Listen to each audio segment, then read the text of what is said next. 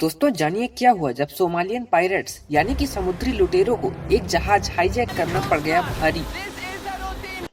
दरअसल हम आपको बता दें कि सोमालिया देश में रोजगार न होने के कारण बहुत ज्यादा गरीबी है, जिसकी वजह से वहां के ज्यादातर युवा कम उम्र में ही जहाजों को लूटने का काम शुरू कर देते हैं और इस काम में उनकी मदद करता है अलकायदा और आईएसआई जैसे बड़े आतंकवादी संगठन। और इन पायरेट्स का खौफ इतना ज्यादा होता है कि सोमालिया की सरकार भी इनके खिलाफ कार्रवाई करने से डरती है। एक दिन एक बड़ा पानी का जहाज सोमालिया के तट से गुजरा, जिस पर बहुत सारे कंटेनर लगे हुए थे।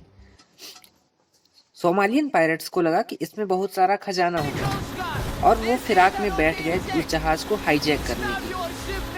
वह जहाज तट से कुछ ही दूरी पर पहुंचा था कि तभी उस पर सोमालियन पायरेट्स ने अटैक कर दिया। हालांकि जहाज के कैप्टन ने जहाज को बचाने की बहुत कोशिश की, पर सोमालियन पायरेट्स के पास AK-47 रॉकेट लॉन्चर जैसे आधुनिक हथियार थे और वह जहाज एक मालवाहक जहाज था, इसलिए उसके पास कोई हथियार नहीं थे। पर फिर भी जहाज के कप्तान ने बड़ी ही चालाकी से जहाज के किनारे लगे पानी के फौहारे चला दिए, जिससे कुछ देर तक सोमालियन डाकू उसी में उलझे रहे। पर कुछ देर बाद नाव की दूसरी तरफ से एक सीढ़ी लगाकर कुछ सोमालियन डाकू नाव पर चढ़ गए और उन्होंने पूरे जहाज को हाईजैक कर लिया।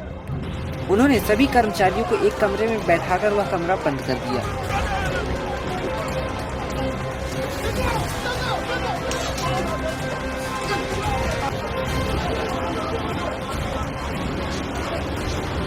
और तभी एक पायलट यानी कि डाकू जहाज के कप्तान के पास गया और उसने उससे चाबी मांगी और बोला, मैं नया कप्तान हूँ। जहाज के कप्तान ने भी थोड़ा हिचकिचाते हुए वह चाबी उस पायलट को दे दी। पर तभी शुरू हुआ कुछ ऐसा जिसकी उम्मीद उन पायलट्स को नहीं थी। दरअसल उस जहाज में कोई सामान नहीं बल्कि रोबोट्स थे। और फिर क्या था, ना तो रोबोट्स पर गोलियों का असर होना था और ना उनकी ताकत का।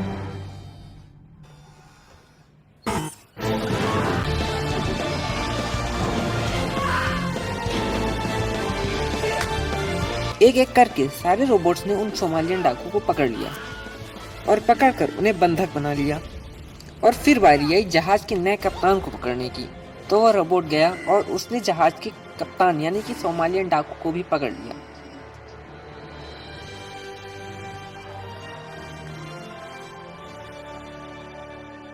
और जहाज के असली कप्तान को उसे उसकी टोपी और चाबी वापस कर दी।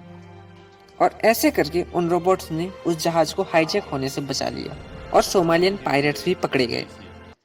कहानी अच्छी लगी हो तो लाइक करना मत भूलना।